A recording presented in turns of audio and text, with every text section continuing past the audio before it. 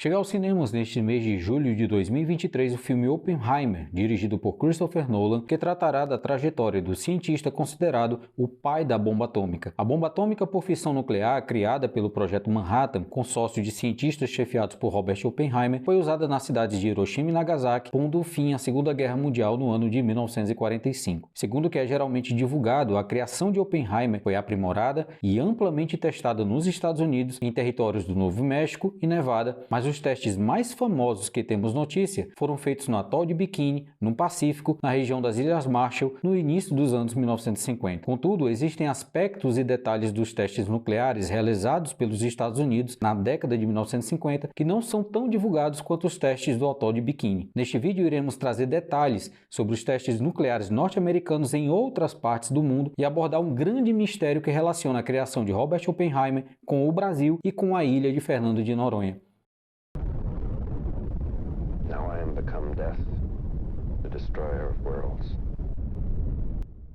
Olá, eu sou João Emanuel e lhe convido desde já a curtir esse vídeo, se inscrever nesse canal e ativar as notificações. Neste vídeo eu vou falar com vocês da impressionante e obscura relação da bomba atômica com o Brasil e também a respeito do grande mistério dos testes nucleares no Nordeste brasileiro e no Atlântico Sul nos anos de 1957 a 1958.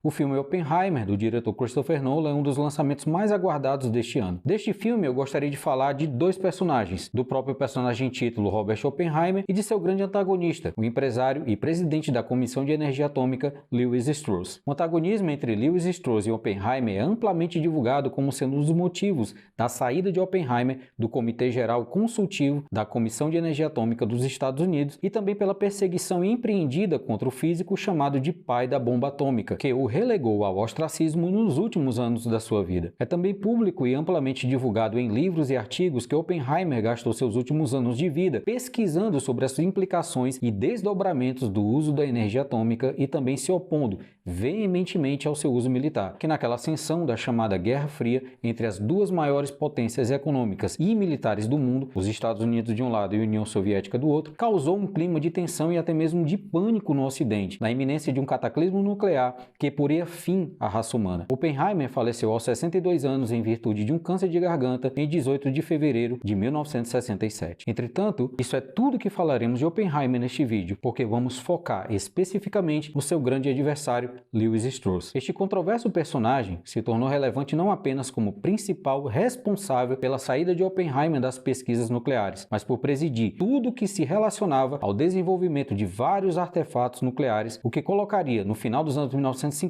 a pesquisa nuclear em direto contato com o Brasil. Lewis Strauss se notabilizou como membro da AEC, a Comissão de Energia Atômica dos Estados Unidos, ocupando primeiramente o cargo de comissário entre os anos de 1947 a 1950 e depois de presidente da entidade de 1953 a 1958. Depois de deixar a presidência da AEC, ele foi nomeado secretário do Comércio do governo do então presidente Dwight Eisenhower. Sua personalidade geralmente é descrita nos livros e artigos como implacável, e ele colecionou muitos desafetos durante a sua vida pública. No período em que ele foi presidente da Comissão de Energia Atômica, uma característica de sua gestão é geralmente citada. Ele criou, na AEC, toda uma cultura que visava manter as consequências dos testes atômicos longe da opinião pública, sob o pretexto de impedir que os segredos militares chegassem ao conhecimento dos soviéticos. Esta característica da gestão de Lewis Strauss foi muito criticada em 1952, quando os americanos fizeram testes no atol de Bikini da chamada bomba H, a bomba termonuclear, com poder destrutivo algumas centenas de vezes maior que as bombas de fissão nuclear como as usadas em 1945. Em 1º de março daquele ano de 1952, aconteceu um episódio que a física chama de fallout radioativo, em meio ao teste da ogiva chamada Castle Bravo, onde a primeira vítima humana foi registrada em um teste nuclear. Naquele episódio, a radiação foi espalhada e provocou o chamado fallout, uma chuva de partículas radioativas caiu em cima de uma região de 8.000 km² que atingiu os próprios militares norte-americanos, cerca de 28 deles foram comprovadamente afetados, e também pescadores das ilhas próximas, principalmente 23 japoneses embarcados em um navio nos arredores. Uma série de reportagens da revista Time noticiou que 1/3 dos moradores do atol, nas proximidades da detonação, precisou posteriormente realizar cirurgias de retirada de tireoide, e os casos de leucemia em adultos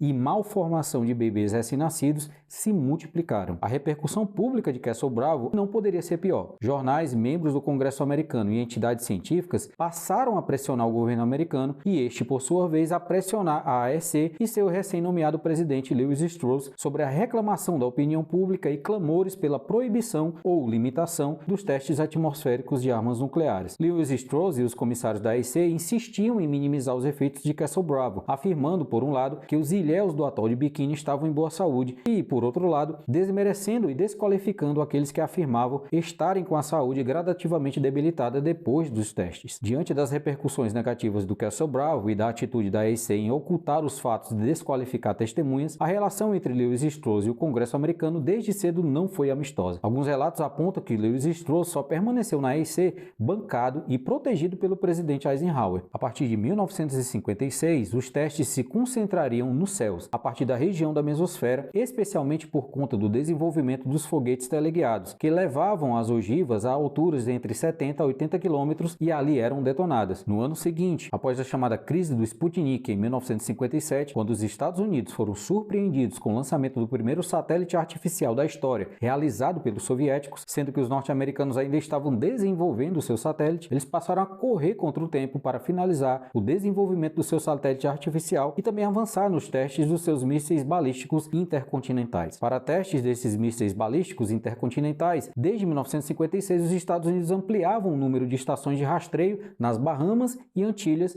que davam suporte e faziam a telemetria desses projéteis e outros tipos de foguetes a partir do Cabo Canaveral, na Flórida. Em 5 de dezembro de 1956, um míssil do modelo Snark foi lançado de Cabo Canaveral em um teste de rotina e deveria seguir guiado via rádio até a América Central e depois retornar. Contudo, no meio do caminho, o míssil não obedeceu aos sinais de rádio, seguiu em linha reta e caiu na floresta brasileira, sendo seus destroços encontrados apenas 27 anos depois, no ano de 1983, no estado do Maranhão, segundo a notícia da revista Veja. O incidente mostrou aos militares dos Estados Unidos que uma base de rastreio precisava ser instalada na região nordeste do Brasil para melhor gerir a rota daqueles mísseis. O local escolhido para a instalação daquela base foi a ilha de Fernando de Noronha, no estado de Pernambuco.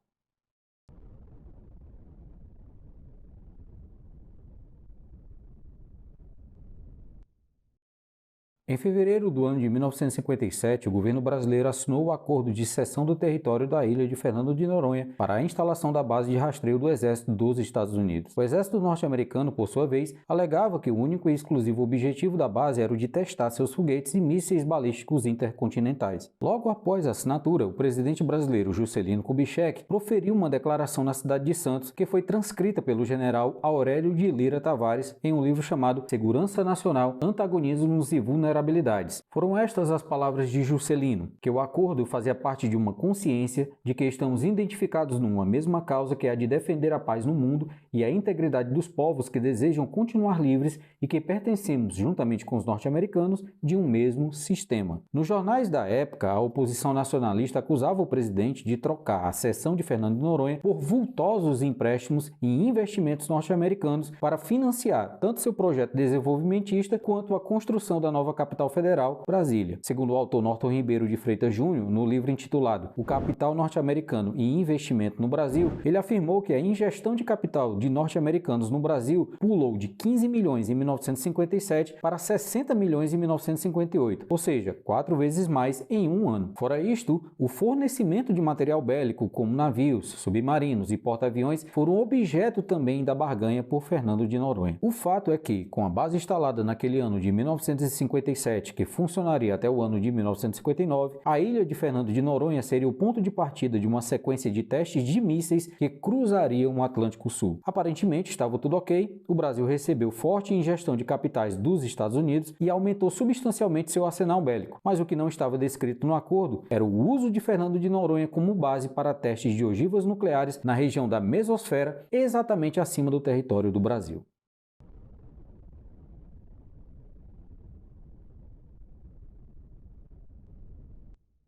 Já não mais sob a presidência de Lewis Strauss, a AEC e o Exército dos Estados Unidos conduziram os testes a partir de Fernando de Noronha em julho de 1958 e o ponto alto deste período de ocupação na costa nordestina foi o chamado Projeto Argus, que entre agosto e setembro daquele ano de 58 foi conduzido secretamente pela chamada Força Tarefa 88 da Marinha norte-americana, sob o comando do contra-almirante Lloyd Montague Mustin. A operação partiu de Fernando de Noronha para o alto mar, sendo iniciada em julho daquele ano e encerrada em setembro. O Projeto Argus foi divulgado naquele momento como uma série de testes de mísseis teleguiados sobre o alto mar do Atlântico Sul a partir dos mares do território da Argentina. Logo após a condução dos experimentos da operação, a Força Tarefa 88 aportou no Rio de Janeiro. Segundo a imprensa carioca da época, os navios estavam ali no Rio depois de 3 meses de manobras de rotina no Atlântico Sul. Perguntado por um repórter sobre a presença de armas atômicas nos barcos da Força Tarefa, o chefe da operação, o contra-almirante Mustin, disse que se reservaria o direito de não responder a pergunta, afirmando que preferiria deixar o repórter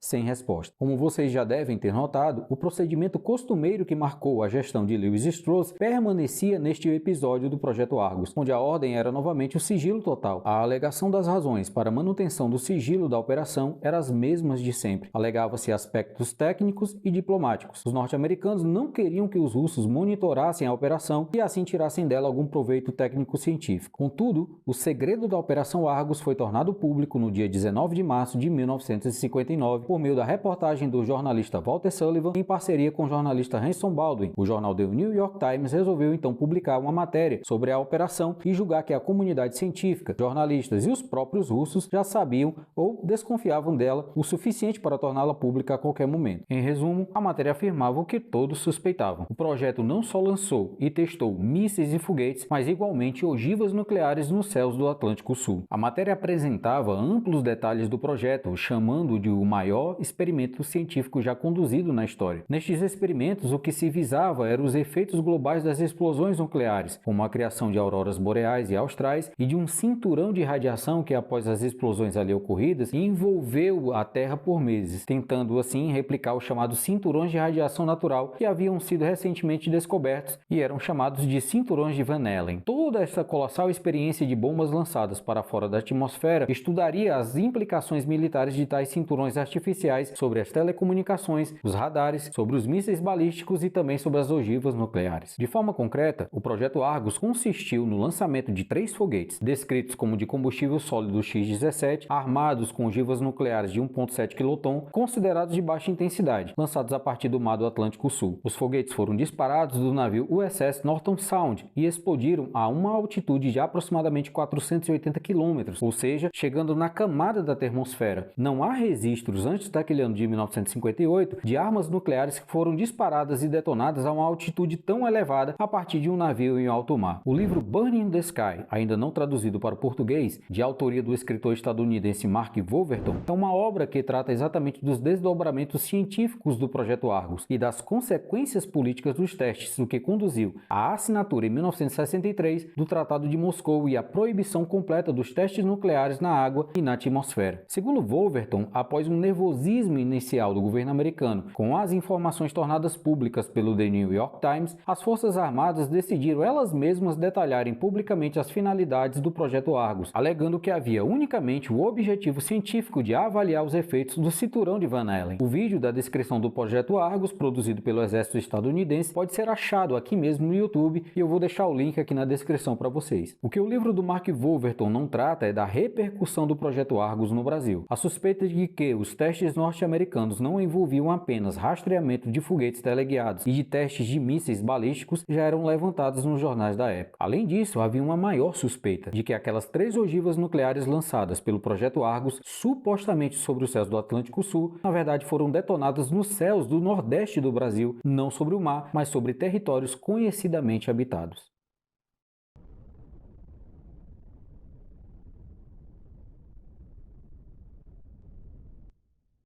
Para tratarmos da repercussão do projeto Argos no Brasil e de todo o mistério sobre a realização ou não de testes nucleares na região Nordeste, precisamos falar do trabalho de um historiador cearense, professor Tácito Rolim, da Faculdade de Educação, Ciências e Letras do Sertão Central, a FECLESC, sobre a participação do Brasil na Guerra Fria e sobre os destinos daquelas 3 bombas nucleares lançadas pelo projeto Argos em 1958. Este historiador realiza pesquisas sobre o assunto há mais de 20 anos, e tanto na sua dissertação de mestrado quanto na sua tese de doutorado, assim como no seu livro recém-publicado em 2022, intitulado O Mundo na Era Atômica, o Brasil e a Guerra Fria 1945 a 1960, publicado pela editora Sete Letras, ele nos traz detalhes impressionantes sobre o ambiente e o imaginário construído em torno das ações militares nos Estados Unidos em território nacional. Antes de mais nada, cabe salientar que o professor Tácito não se preocupa em suas pesquisas e publicações em provar que testes atômicos foram realizados nos céus do Nordeste do Brasil. Na verdade, sua abordagem se concentra em trabalhar todo o imaginário construído em torno das pesquisas atômicas dos anos 1940 a 1960, principalmente como a opinião pública brasileira e a opinião pública cearense se construiu, e também como um clima geral de pavor em relação ao possível cataclismo nuclear se formou. Mas quando o professor Tácito monta o quebra-cabeças deste imaginário, nos traz elementos impressionantes que nos levam a conjecturar com um grau elevado de suspeita, repito, grau bem elevado mesmo de suspeita, de que bombas atômicas, mesmo que de menor potencial radioativo, tenham sido detonadas no céu acima do território nordestino do Brasil. Na sua dissertação de mestrado, o professor Tácito Rolim comenta, na introdução, sobre como iniciou suas pesquisas. Ele iniciou a partir de um artigo publicado no jornal O Povo, periódico da capital cearense, na edição de 29 de novembro de 1998, de autoria do escritor cearense Carlos Emílio Correia Lima, com o título Bomba Atômica no Nordeste. Naquele artigo, Carlos Emílio relatava a seguinte situação. Certo dia, estava ele a escolher um livro em sua estante e um exemplar caiu no chão. Era um livro velho que havia pertencido ao seu pai, o médico Augusto Raider Correia Lima. Ao folhear aquele livro, ele percebeu que havia sido lido com muita intensidade, uma vez que nele haviam muitas marcações e comentários de canto de página feitos à caneta. Aquele livro era Caminhos Brasileiros do Desenvolvimento, escrito pelo médico, escritor e ativista do Partido Comunista Brasileiro, Leôncio Basbaum. No meio daqueles rabiscos e anotações feitas por seu pai no livro, Carlos Emílio encontrou algo interessante, mais precisamente na página 21. Ali seu pai havia marcado o seguinte trecho: ainda recentemente os Estados Unidos fizeram explodir uma bomba A nos céus do Nordeste sem que os governantes e chefes políticos do nosso país se manifestassem de qualquer modo. Aquele livro havia sido publicado em 1960. Ao lado, seu pai havia escrito uma palavra com sinal de interrogação: Quixadá? Para quem não conhece, Quixadá é uma cidade do sertão central do Ceará, famosa pelos monólitos que se erguem no meio da caatinga,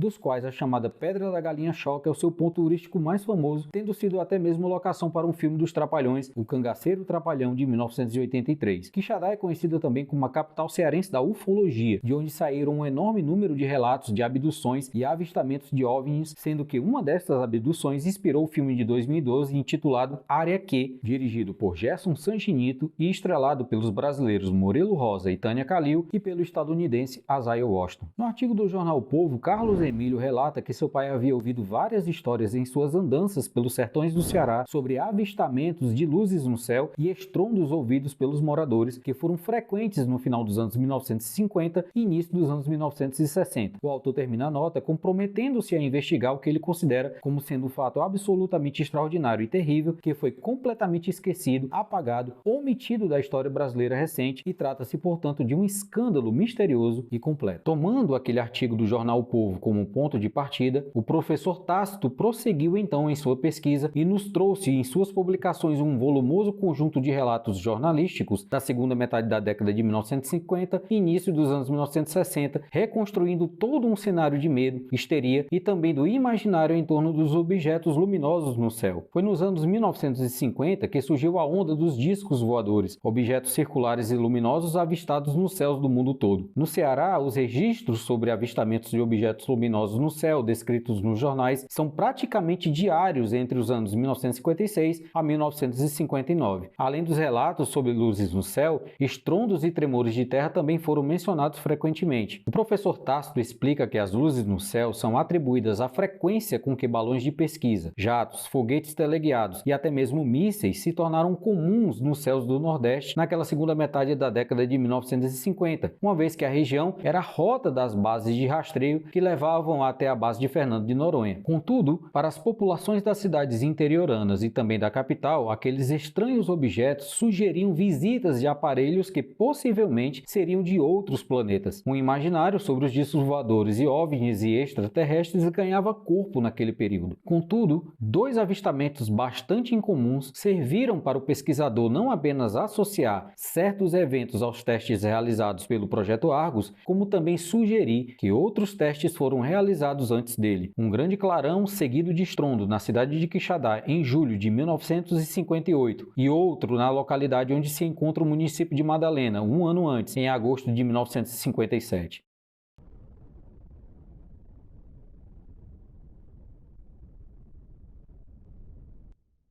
Uma matéria do jornal O Estado, de 27 de julho de 1958, com o título "Teleguiado teria explodido sobre a cidade do Quixadá", traz o relato do deputado e capitão da reserva da aeronáutica chamado Sebastião Brasilino de Freitas. Afirmava ele na reportagem: "A explosão deve ter ocorrido a 20 mil metros de altura, mas foi uma coisa tão violenta que a gente tinha a impressão de que a terra ficou tremendo e de que o céu estava ameaçando desabar sobre nossas cabeças." Não só no jornal O Estado, mas em outros jornais como O Povo, a hipótese da explosão de um teleguiado estava sendo levantada. Contudo, o primeiro periódico a relacionar o episódio de Quixadá com os testes da Operação Argus foi o jornal carioca A Última Hora, cuja notícia foi repercutida também no New York Times de 4 de abril de 1959. Após tornado público naquele abril de 1959, vários jornais associaram o episódio de Quixadá com a detonação das ogivas do Projeto Argus. O jornal Tribuna do Ceará, de 2 de abril de 1959, estampou a manchete: "Essa não, tio Sam, 3 bombas atômicas explodiram nos céus do Nordeste brasileiro." Em seus trabalhos, o professor Tácito nos traz dezenas dessas notícias. Contudo, o debate em torno da possibilidade da ocorrência de testes nucleares clandestinos no Nordeste brasileiro não fica confinado somente na imprensa. Na época, famosos cientistas se manifestaram sobre o episódio. O professor Leite Lopes e o cientista César Lattes, dentre outros, se posicionaram frontalmente contra a Operação Argus. Para o professor Leite Lopes, o que os norte-americanos fizeram é comparável a disseminar arsênico nas adutoras de água e depois recolher as vítimas para ver o efeito do veneno. Já César Lattes, em matéria do periódico O Jornal, naquele ano de 1958, propôs uma reunião de cientistas para estudar os efeitos da Operação Argus e acrescentou que o Brasil deveria protestar e não permitir que os Estados Unidos lançassem seus dejetos radioativos onde considerassem mais conveniente. O governo estadunidense negava assertivamente a possibilidade de contaminação, alegando ter do seu lado a declaração de técnicos e cientistas laureados pela comunidade científica internacional, que outros afirmavam serem cientistas comprados com bolsas de pesquisa generosas, enquanto a população afetada e os cientistas insurgentes, muitas vezes taxados de comunistas, pouco ou quase nada podiam fazer para deter a continuidade dos testes. O outro avistamento de que trataremos aqui é o da cidade de Madalena, em 1957. Madalena é hoje uma cidade situada a 180 quilômetros da capital Fortaleza. Naquele ano de 57, Madalena era uma comunidade rural pertencente ao município de Quixeramobim. Este episódio de Madalena se tornou mais conhecido nos anos 2000, após a publicação de uma matéria do jornal O Povo, em 10 de março de 2003, no qual relata o trabalho do padre Ricardo, cujo nome real é Richard Lee Cornwall, um norte-americano nascido em Omaha, Nebraska, que faleceu no dia 21 de julho de 2022. Padre Ricardo, como era conhecido, foi pároco de Madalena. Segundo aquele padre, no dia 6 de agosto de 1957, os moradores viram um clarão no céu e ouviram um estrondo quase insuportável. A reportagem do jornal O Povo relatava que o trabalho do padre era relacionar um grande número de relatos de moradores de Madalena sobre o episódio de 1957 com a princípio incompreensível, grande número de casos de câncer registrados na região. Segundo o relato do padre Ricardo, a própria Secretaria de Saúde do Estado do Ceará atestava que os números de acometidos de câncer na região eram bem superiores à média de todo o estado. Em 2005, o padre chegaria a organizar um evento chamado 48 anos do teste nuclear sobre nós, como uma estratégia para chamar a atenção da opinião pública sobre o episódio do final dos anos 1950. Aqui no YouTube vocês podem encontrar uma série de 3 vídeos produzidos pelo advogado cearense Valdeci Alves, que trazem depoimentos tanto do padre Richard Cornwall, assim como de descendentes de testemunhas daquele episódio. Vou também deixar os links desta série de vídeos aqui na descrição. Poderia se estende, por exemplo, né? Porque houve, parece, 4 explosões, num teste nuclear, mais 4 bombas aí. Vamos dizer que desde Serra de Teixeira, Cândido, Castro, até talvez São Nicolau.